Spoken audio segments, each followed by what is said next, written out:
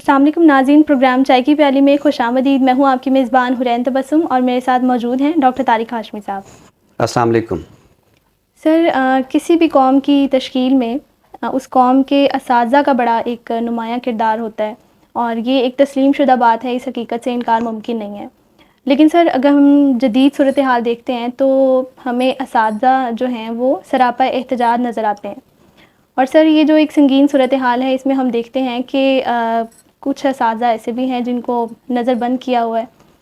تو وہ یہ جو ایک ساری صورتحال ہے جس پہ سوشل میڈیا پہ بھی بڑے تبصرے چل رہے ہیں اساتذہ کے حوالے سے، کیا کہیں گے اس حوالے سے؟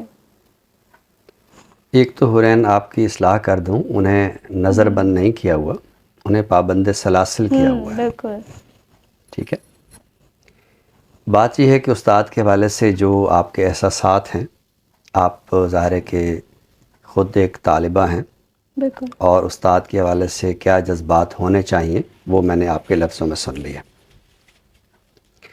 اب یہ جو صورتحال موجود ہے کہ جس میں اساتذہ اپنے حقوق کے لیے سراپا احتجاج ہیں، اور بعض جو ہے ان کو قید بھی کیا گیا ہے،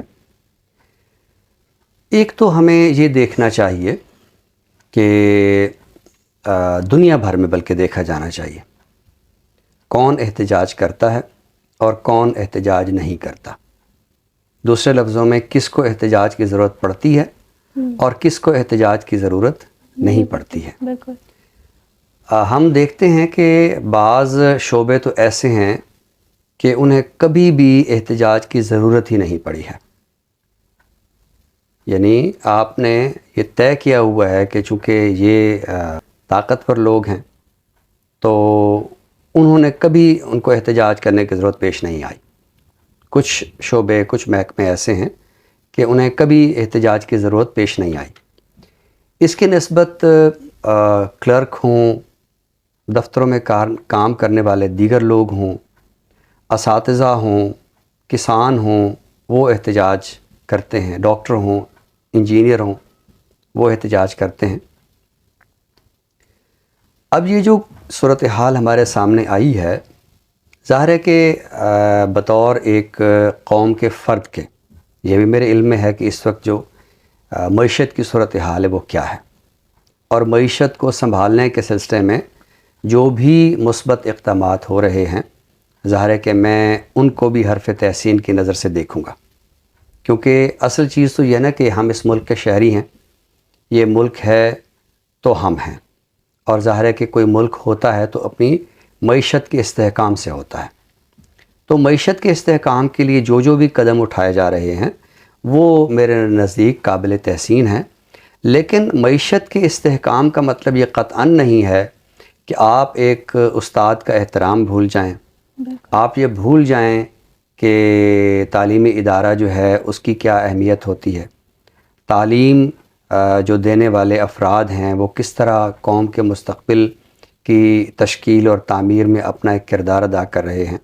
اب سے چند برس پہلے بھی کچھ اس طرح کی صورتحال پیدا ہوئی تھی، اور میرا ذاتی خیال یہ ہے کہ ارباب اقتدار کے پاس، ارباب اختیار کے پاس بہت سارے آپشنز ہوتے ہیں، اور وہ آپشنز اگر اختیار کیے جائیں اور وہ احتجاج کرنے والوں کے سامنے رکھے جائیں، بلکہ احتجاج کا موقع ہی کیوں ہے، اس سے پہلے آپ یہ تجاویز رکھیں۔ بالکل مثلاً آپ دیکھیے کہ گزشتہ ایک دور حکومت میں ملازمین کو ان کی جب یہ محسوس کی گئی کہ اب ان کی ضرورت نہیں ہے، ان کو گولڈن ہینڈ شیک دیا گیا۔ اسی طرح یونیورسٹیوں میں کچھ ایک نظام ایسا وضع کیا گیا کہ بعض اساتذہ کو ایک اور سسٹم کے تحت جو وہ رکھا گیا، اور انہیں کہا گیا کہ آپ کو پینشن نہیں ملے گی، آپ جس دن 60 برس کے ہوں گے تو آپ اس دن جو ہے تعلیمی ادارے سے آپ چلے جائیں گے، لیکن ان کی تنخواہوں میں اتنا اضافہ کیا کہ اساتذہ نے محسوس کیا کہ ہمیں اگر پینشن نہیں بھی ملے گی تو ہم اپنی ریٹائرمنٹ کی عمر تک جو ہے اتنا کچھ ہمارے پاس ہوگا کہ ہمیں پینشن کی ضرورت نہیں ہوگی۔ تو میں یہ سمجھتا ہوں کہ معیشت کے استحکام کے لیے جو قدم اٹھایا جا رہا ہے وہ آپ ضرور اٹھائیے، لیکن استاد کے احترام کو آپ بھول جائیں، استاد کے مقام کو آپ بھول جائیں، ایک استاد جو ہے وہ دیکھیں، میں جب طالب علموں کے سامنے کھڑا ہوتا ہوں تو میں دیکھتا ہوں میرے طالب علموں کی آنکھوں میں کیا چمک ہوتی ہے کہ ان کے سامنے ان کا استاد کھڑا ہے، وہ ان کو سکھا رہا ہے. لیکن جب وہی شاگرد جو ہے وہ یہ دیکھتا ہے کہ اچھا یہ میرا استاد جو ہے یہ جیل کی سلاخوں کے پیچھے جو ہے وہ پڑا ہوا ہے اور بھی اساتذہ پڑے ہوئے ہیں، اگرچہ طالب علموں کو اتنا اندازہ ضرور ہے کہ یہ کسی جرم میں نہیں پکڑے گئے، یہ کوئی چوری یا کوئی ڈاکہ یا کسی دوسرے اخلاقی جرم میں نہیں پکڑے گئے، ان کو اس بات طالب علم کو بھی پتہ ہے. لیکن بہرحال جس استاد کو وہ اپنے سامنے ایک مقام کے ساتھ دیکھتا ہے، اس کو وہ دیکھتا ہے کہ وہ جیل کے فرش پہ پڑا ہوا ہے، تو یہاں آ کر ظاہر ہے کہ دل دھڑکتا ہے، دل دکھتا ہے. اور میں سمجھتا ہوں کہ ملک کا جو سربراہ ہوتا ہے وہ بھی ملک کا سربراہ ایسے تو نہیں بنتا نا، اسے جس نے بنایا ہے وہ استاد ہے. بالکل. یعنی اس وقت جتنے بھی آپ کے ملک میں ڈاکٹر بیٹھے ہیں، انجینئر بیٹھے ہیں، سائنسدان بیٹھے ہیں، تو یعنی مثلاً میں نے ایسے ارباب اختیار کو بھی دیکھا ہے کہ جب وہ اپنی کرسی سنبھالتے ہیں تو سب سے پہلے وہ اپنے اسکول جاتے ہیں، اپنے اساتذہ سے ملنے جاتے ہیں، انہیں احساس دلاتے ہیں کہ آج میں جو ملک کا سربراہ بنا ہوں یا میں صوبے کا سربراہ بنا ہوں یا مجھے یہ مقام ملا ہے تو آپ کی وجہ سے ملا ہے. بالکل. تو جب آپ کو یہ احساس ہے کہ میں ملک کا سربراہ بنا ہوں تو میں استاد کی وجہ سے بنا ہوں، میں ڈاکٹر بنا ہوں، میں پولیس کا بڑا افسر بنا ہوں، میں فوج کا بڑا افسر بنا ہوں، میں زندگی کے کسی بھی شعبے میں جب بڑا ہوا ہوں تو میں استاد کی وجہ سے ہوا ہوں. تو آج آپ اگر استاد کو اپنے اسی اختیار کی وجہ سے آپ پابند سلاسل کریں، آپ انہیں ذہنی اذیت دیں، تو میں سمجھتا ہوں کہ یہ ذہنی اذیت دینا جو ہے یہ کوئی حل نہیں ہے، بلکہ آپ نے یہ قدم اٹھا کے آپ کو سوچنا چاہیے، آپ کو نادم ہونا چاہیے کہ آپ نے ایسا کیا ہے. تو اساتذہ کے احتجاج میں ظاہر ہے میں بھی ایک استاد ہوں، میں ان کے ساتھ ہوں، میں اس پروگرام کے ذریعے، میں اس چینل کے ذریعے میں اخلاقی طور پر ان کے ساتھ ہوں. اور یہ جو صورتحال پیدا ہوئی ہے، میں ارباب اختیار سے بہرحال میں بھی ایک احتجاج کی زبان میں ان سے درخواست کروں گا کہ آپ یہ جو قدم آپ نے اٹھایا ہے اس کو آپ فوراً واپس لیجئے، اور جو بھی اس مسئلے کا حل ہے وہ آپ سوچئے، وہ آپ تلاش کیجئے. لیکن وہ حل سوچنا، وہ حل تلاش کرنا یہ بھی آپ کا کام ہے. ہاں اس میں ضرور یہ ہے کہ آپ اساتذہ جن کو آپ نے پابند سلاسل کیا ہے آپ اسے تجاویز لیجئے اور تجاویز کی روشنی میں آپ کوئی لائحہ عمل تیار کیجئے. لیکن یہ کوئی ہوش مندی نہیں ہے، یہ کوئی دانش مندی نہیں ہے کہ آپ اساتذہ کو پابند سلاسل کریں. بہتر سر، آپ نے بڑے اہم نقطے پہ بات کی اور ساتھ میں تجاویز بھی پیش کی. اور یہ سر ہمارے یہی چھوٹے چھوٹے رویے ہوتے ہیں جو کسی بھی قوم کی تشکیل میں جو ہے وہ معاون ثابت ہوتے ہیں، ورنہ کوئی بھی ایسے بڑے کارنامے سر انجام دینے کی ضرورت نہیں ہوتی. جس طرح میں اکثر ایک مثال دیتی ہوں کہ اگر ایک مکان کی تعمیر کرنی ہے یا کسی محل کی بھی اگر آپ نے تعمیر کرنی ہے تو وہ اس کے لیے بہت چھوٹی چھوٹی چیزیں، بہت چھوٹے چھوٹے ذرات ہیں جو مل کے ایک محل بناتے ہیں. تو ہماری قوم کے بھی کچھ ایسے ہی چھوٹے چھوٹے رویے ہیں جن سے جو ہے وہ ایک قوم تشکیل لیکن ان ذرات کو جوڑنے والا ایک معمار ہوتا ہے، اور قوم کا معمار جو ہے وہ استاد ہوتا ہے. بالکل. ناظرین، اسی گفتگو کے ساتھ ہم پروگرام کے دوسرے حصے کی جانب بڑھتے ہیں، یعنی تخلیق کی جانب. آج ہم بات کرنے والے ہیں راحل بخاری کے حوالے سے. آپ کا تعلق ضلع لکی مروت سے ہے. اردو سمیت پشتو، فارسی اور عربی میں بھی آپ کے کلام کے نمونے موجود ہیں.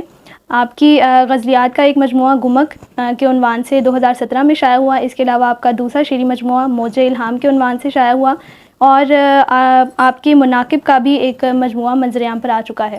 تو سر آج ان کے حوالے سے کیا عطا کریں گے؟ آپ نے ان کے غزلوں کے جس مجموعے کا ذکر کیا ہے اس سے میں نے ایک غزل منتخب کی ہے، تو وہ اپنے ناظرین کی نظر کرتے ہیں.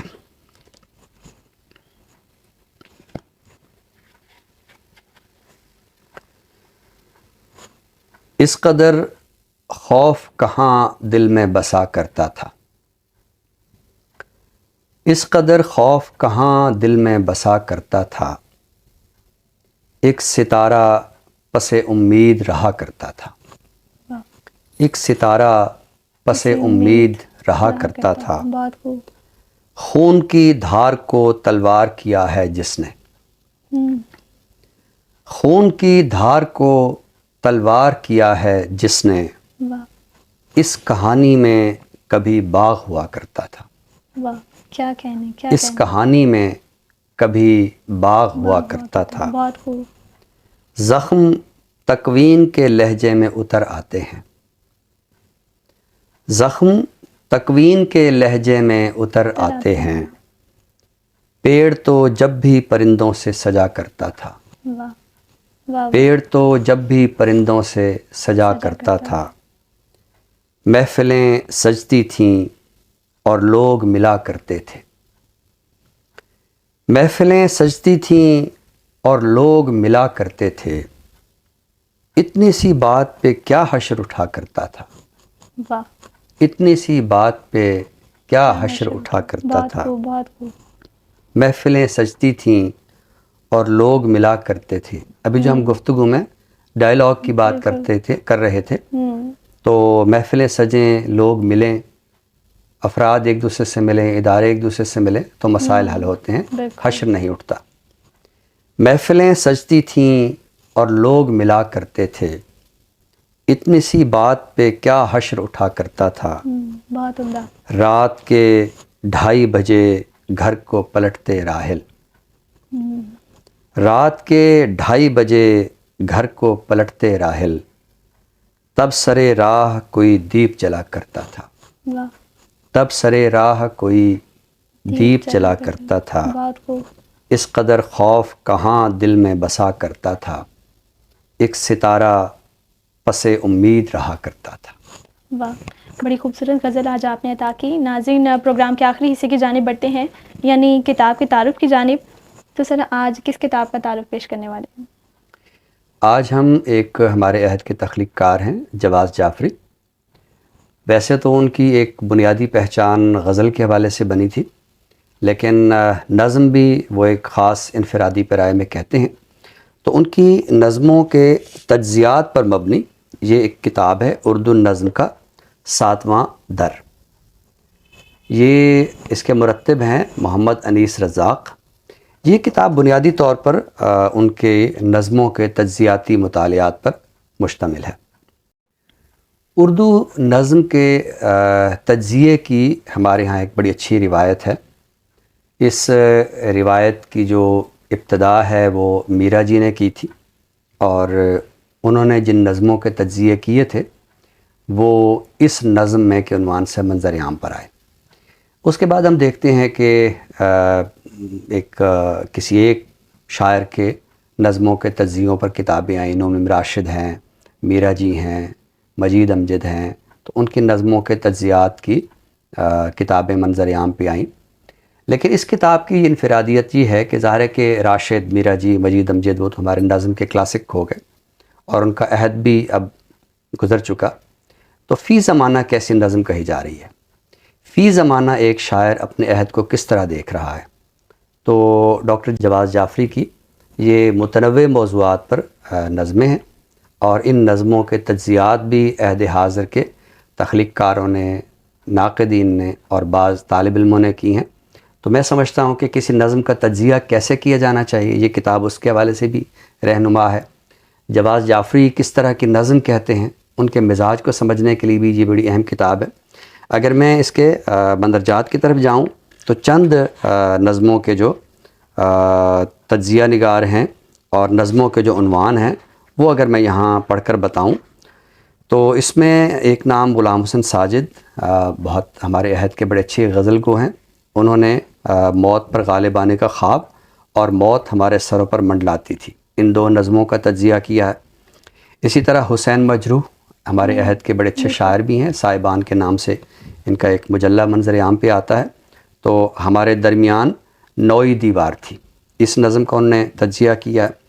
اسی طرح اشفاق حسین کینیڈا میں بہت اچھے شاعر ہیں، نقاد ہیں، فیض شناس ہیں.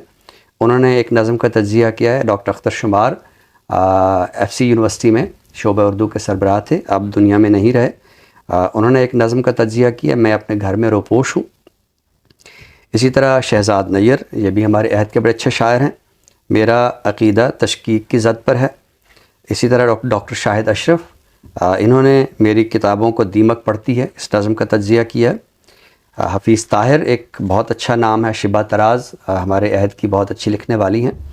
عابد حسین عابد، سلیم فگار، ڈاکٹر دانش عزیز، ڈاکٹر صغیر احمد صغیر، ڈاکٹر سائمہ سلیم، یعنی اس طرح پھر بہت سارے آگے نام ہیں. ظاہر ہے میں نے ابتدا میں کچھ عہد حاضر کے جو نمایاں نام ہیں ان کے تجزیات کے حوالے سے ان کے نام میں نے آگاہ کیا تاکہ اندازہ ہو کہ ان نظموں کا تجزیہ ہمارے عہد حاضر کے معتبر لوگوں نے کیا ہے. تو میں سمجھتا ہوں کہ یہ کتاب نظم کے تجزیے، ڈاکٹر جواز جعفری کے شعری مزاج کو سمجھنے کے سلسلے میں بڑی اہم کتاب ہے.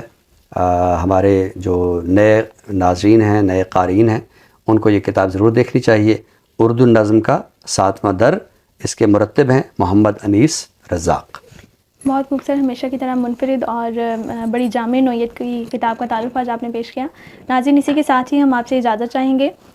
نئے موضوع کے ساتھ انشاءاللہ آپ کی خدمت میں دوبارہ حاضر ہوں گے. تب تک کے لیے اپنی میزبان حرین تبسم، ہمارے تکنیکی معاون بلال رزاق اور ڈاکٹر طارق ہاشمی صاحب کو دیجیے اجازت. اللہ حافظ. اللہ حافظ.